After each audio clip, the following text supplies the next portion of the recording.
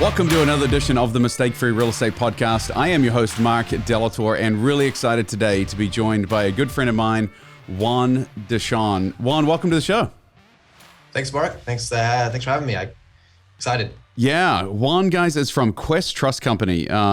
He's a graduate of the University of Houston. Has been working for the company now for about 5 years, originally as an intern. But he is my personal self-directed IRA representative.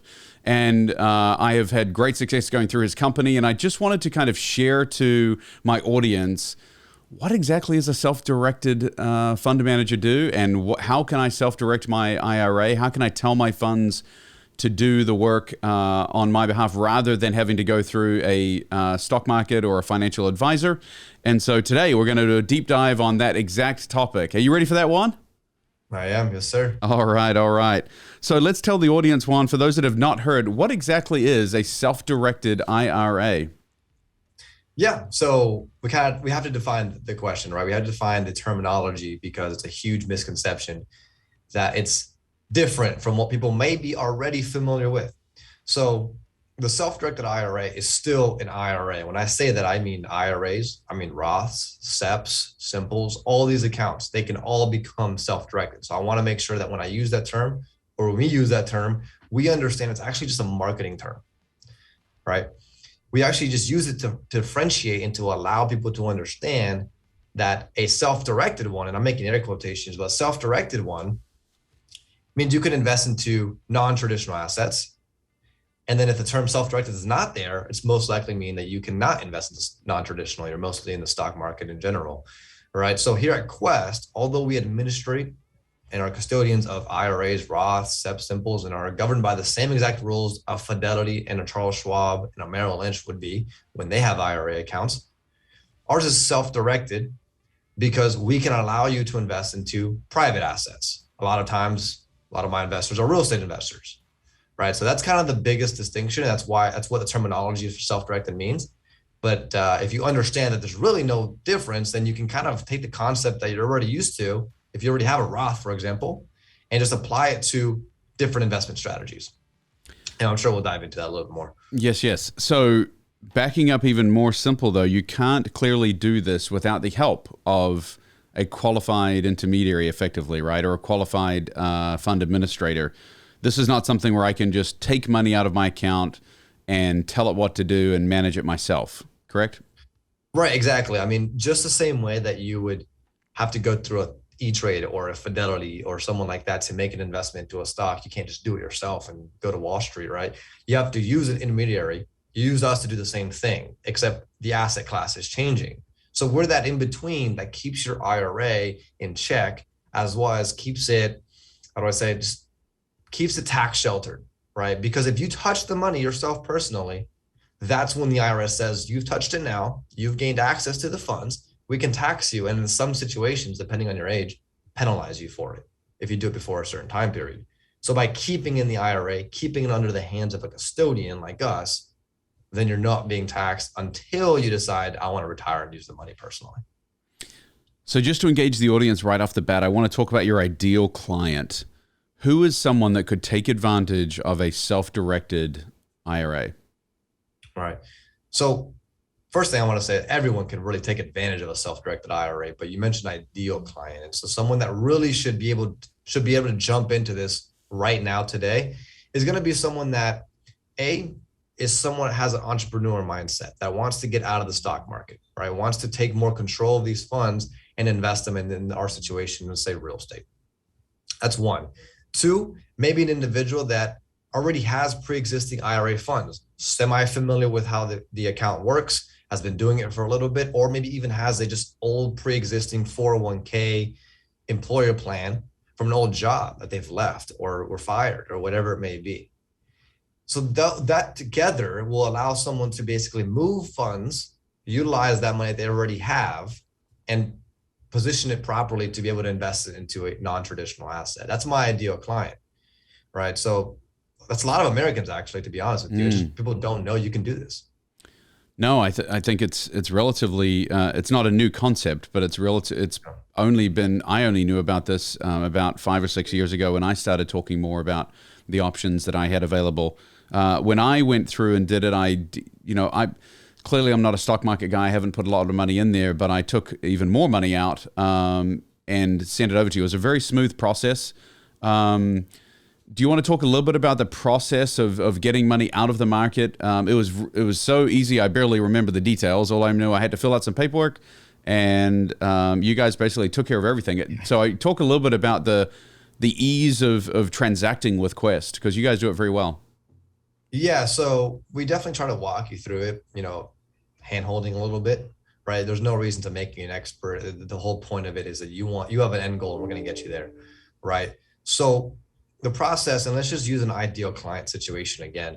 The process would be if an individual has an old 401k plan, I use that situation because it's the most common individual out there, an old employer plan, and they want to move it to an IRA. I'm going to take a step back and not even talk about self-direction. This is no matter where you are, no matter what custodians you're using, it's always the same.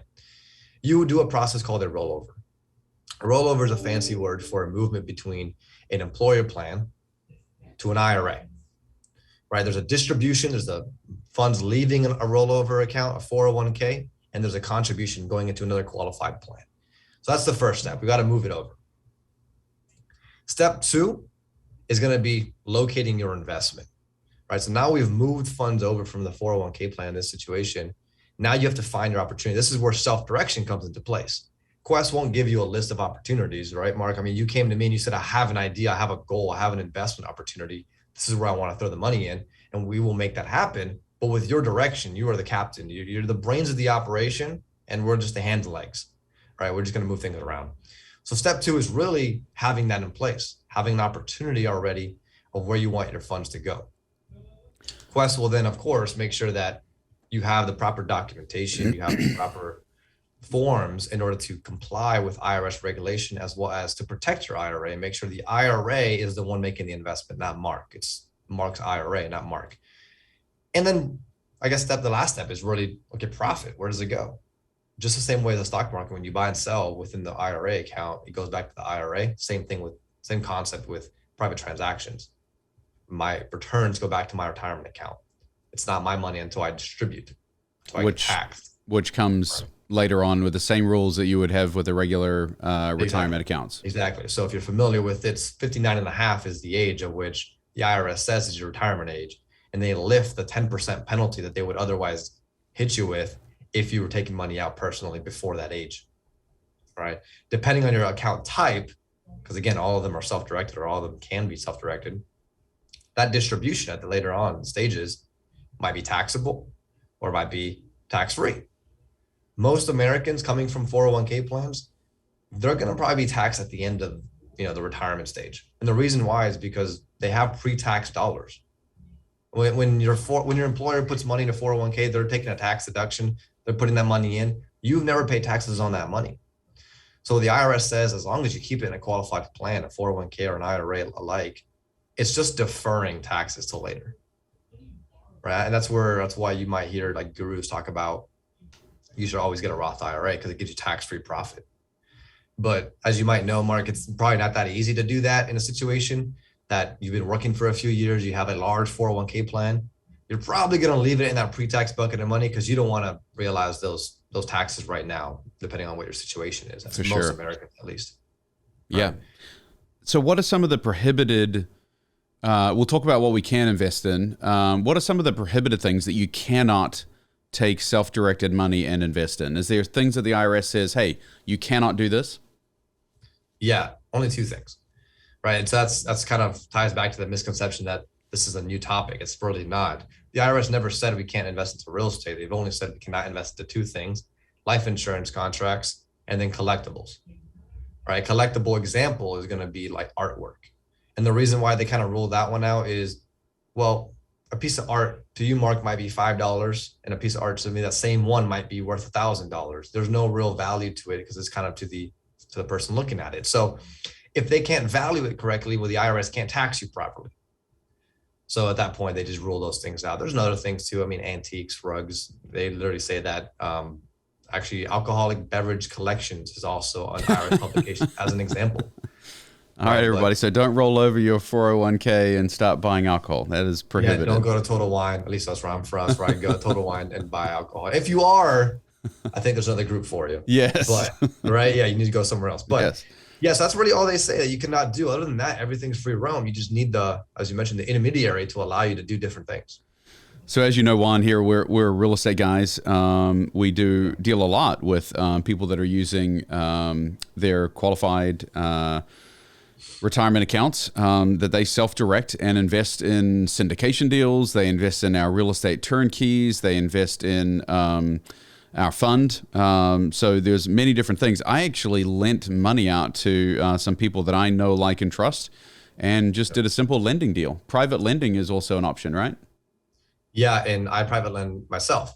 So we'll get to those different options, but to start with private lending, I like it because of its passive nature. I like any kind of passive investment, to be honest with you. Mm-hmm. I think IRAs are designed to be fairly passive. If you think about what everyone's taught, the stock market is a passive investment. You don't have to do much about it, just buy and sell. Promissory notes and private lending is very passive in that nature as well. Really, all you have to do, and what I've done in the past with my own, is you find the borrower, right? Each person has their own way of doing their homework. You make sure what makes you feel comfortable as part of the agreement. Once you've done so, there's a contract. That contract is the promissory note in question. That promissory note just says that I am going to use my IRA to loan you, Mark, money. And we've come to an agreement. You're going to pay me interest, et cetera. It's passive because I've loaned you money, and then you go off and do whatever it is you need to do. We have a contract that says you'll pay me back. If I want to take it a step further, I can even say, okay, you're doing a real estate deal with that loan, maybe using it to fix a house. Well, then I'm also going to add a lien to your property. I'm going to secure my loan with collateral, something. It can be anything, but that's an example of what I've done in the past. So it makes me feel pretty good about my investment because, one, I'm getting a guaranteed return, or nothing's guaranteed, but I'm getting a return that we've negotiated and I'm happy with. And then if I don't get that, there's also collateral that I get my money back or an asset that comes with it. And so that's probably the experience that you found as well. And so a lot of our clients are private lenders because, again, passive investments, I think, are very, very easy to do within IRA accounts. And it's possible for anyone to do it. We were talking just before this, and I'm obviously very young, and I just started my Roth IRA probably 2 years ago. So I didn't have much to work with. I have about $14,000 in the Roth IRA. It's a small account. But the way I've gotten to that point is I've made my contributions and I've tagged along with other investors that I know within my network. Private lending is also a great tool to be able to use multiple accounts, whether it be you have personally multiple accounts yourself, you have you and your family, or just multiple people. If I have $100,000 loan, I got to make my 14,000 isn't going to make up that. But my 14,000 can be 14% of that loan, right? And then I get someone else that has, $86,000, and then we go together on that loan, and we're both making money together. So it's actually also opportunity for smaller accounts to partake as well. So we talked about lending, obviously real estate, perfect for multifamily syndications as well as single family acquisitions, or is there other intricacies involved in that? Yeah, so hitting on syndications first. Syndication is definitely a very popular asset class. It has the same kind of passive feel to it, right? You're investing your funds into a company that's going to go off and take it and do something with it. So it has the passive feel. But when we talk about single family homes and you're looking to buy the property with your IRA, where the IRA is on the deed, it's not that you run into problems, is you might run into complications. It's not as easy as 1-2, because you don't have as much freedom as you did if it was your free capital. The IRS has prohibited transactions, things you cannot do within the IRA. And it all revolves around keeping you at arm's length distance between you and your IRA account. I can't transact with my own IRA account. I can't do things with assets that my IRA owns. For example, if I own a property, I can't live in it. That's an obvious one.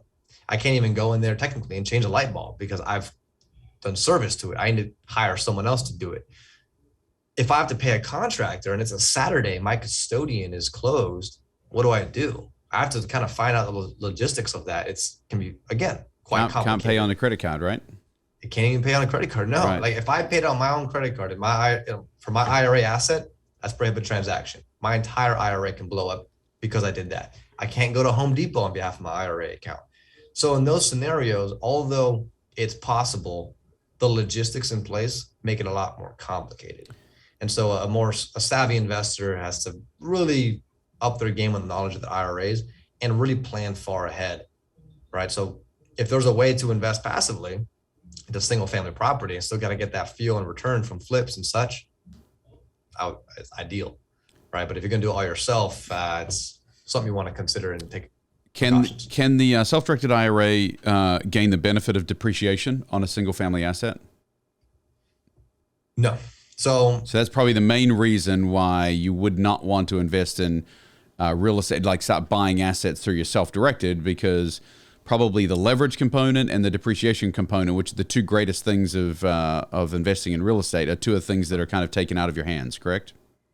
Correct. I mean, yeah, depreciation is definitely taken out of your hands in most cases. I'll say that. The leverage portion, it's not entirely taken out of your hands, but you have to get what's called a non-recourse loan, which they're not everywhere, right? And they have larger requirements. A non-recourse loan is going to cost you probably a 40 to 60% down payment. Yeah. And the interest rate is a lot higher. So it's not as readily available as a regular loan is.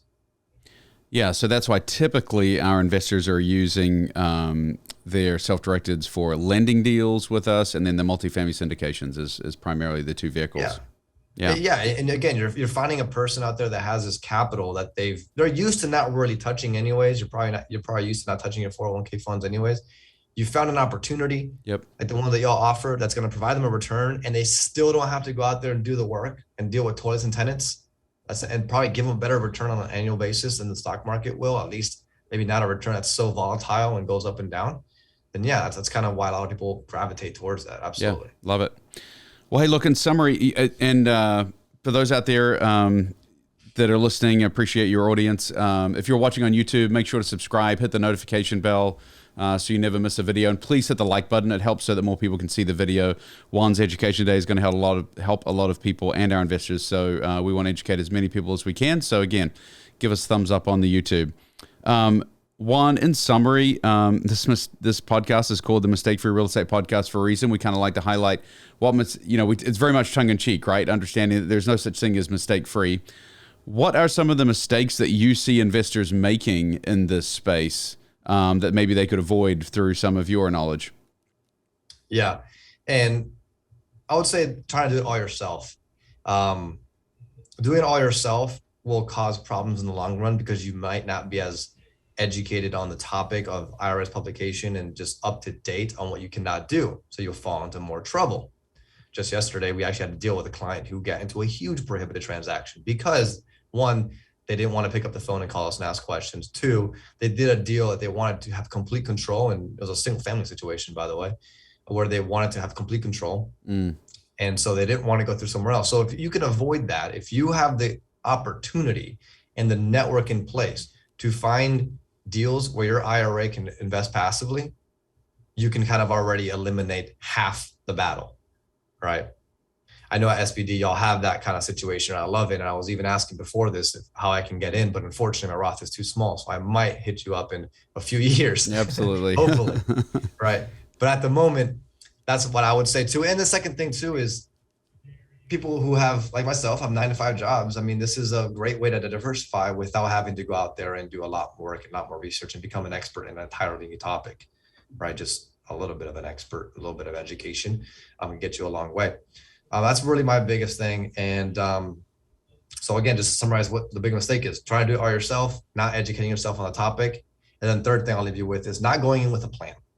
That sounds like life experience in general, Juan. I think if we all live those three principles in life in general, don't try and do it yourself. And that's why I appreciate you coming on today, is because I love interviewing people that I have used to better my family, to my lifestyle, the way I invest, and you were a huge help. So for those that are interested in pursuing the self-directed IRA model, would highly encourage you to divest from the stock market. And if you're going to do so, Quest Trust Company is a wonderful company to work for, and specifically Juan Deshon, really helped me out immensely and made it extremely easy. So, Juan, thanks for coming on the show today. We'll be sure to put your contact details in the show notes below so people can reach out to you. Much appreciated. Thank you for having me, Mark. It was a fun time. I love talking about this stuff. I'm a huge nerd, so anyone listening, if you just want to have a conversation about it and pick my brain, just call. Yeah, there's no obligation, guys. In all seriousness, Juan has helped out multiple people that I know, and it's always been, totally free. To just no obligation. You can call them up and just get some more information on it. But for those that have not taken advantage, highly recommend deleveraging from the stock market, just taking some chips off the table. If you're a big stock market guy, I think you can still understand that this is the time with the real estate market, wanting to get into the market and wanting to get out of the frothy stock market. It might be a good time to divest and just take some chips off the table. Agreed. Okay. Thanks, Mark. Juan, thanks so much for your time. Appreciate it. You're listening to Mistake-Free Real Estate Radio, the authority in passive real estate investing. No late-night calls, no clogged drains, no tenant nightmares. Take the passive investor's approach to real estate investing and trust a turnkey professional. Learn more at mistakefreerealestate.com.